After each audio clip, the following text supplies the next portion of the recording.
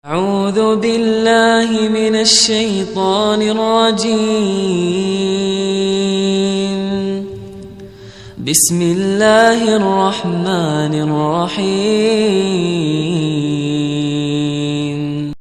Sebagai contoh kaum muslimin dan muslimat dirahmati Allah, sebagian orang karena tidak memahami lisanul Arab, bahasa Arab, baik secara gramatiknya maupun dari sisi fiqhul lughahnya, dia akan tersesat dalam menafsirkan Al-Quranul Karim, dalam menafsirkan Al-Quran Al-Karim.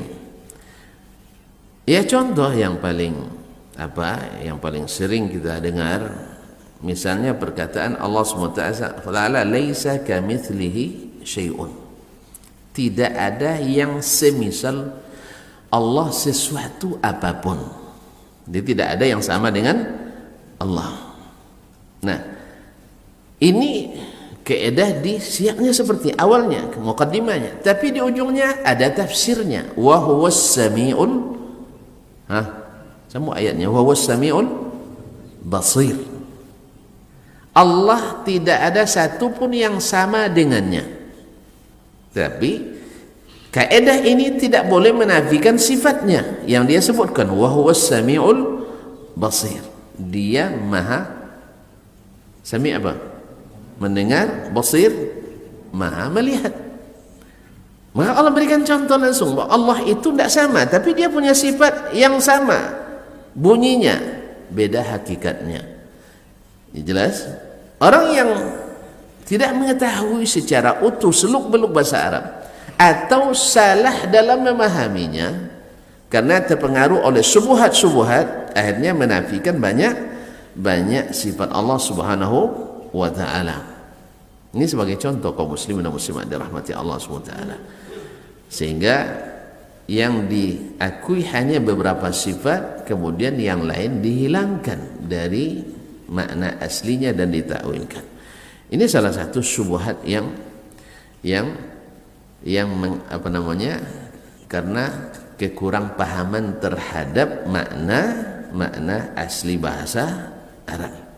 Jadi seolah-olah Allah tidak menjelaskan tentang dirinya di dalam Al-Quranul Karim kecuali dengan bahasa-bahasa yang tidak jelas.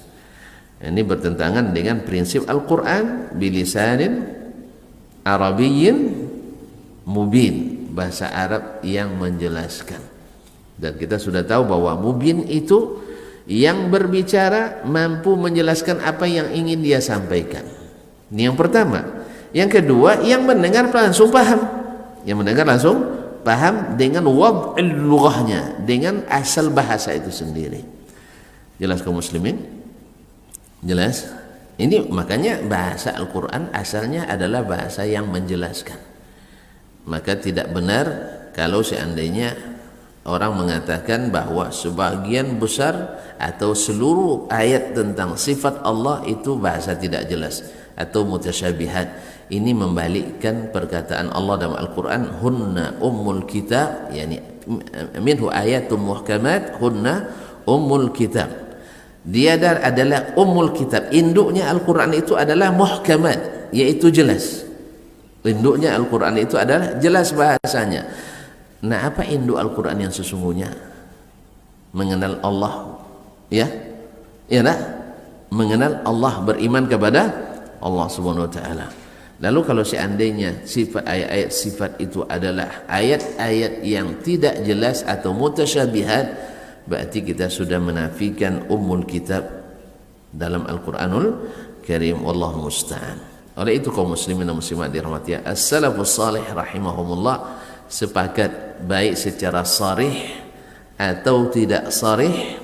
Ya, karena di waktu itu kan tidak perlu seperti sekarang kan, mereka sudah langsung paham. Sekarang karena banyak yang tidak paham, akhirnya terpaksa ada ungkapan. Walaupun demikian, tidak kurang dari 100 orang kita temukan bahasa sarih dari para sahabat dan para tabi'in yang mengatakan bahwa ayat-ayat sifat itu dipahami secara makna zahir.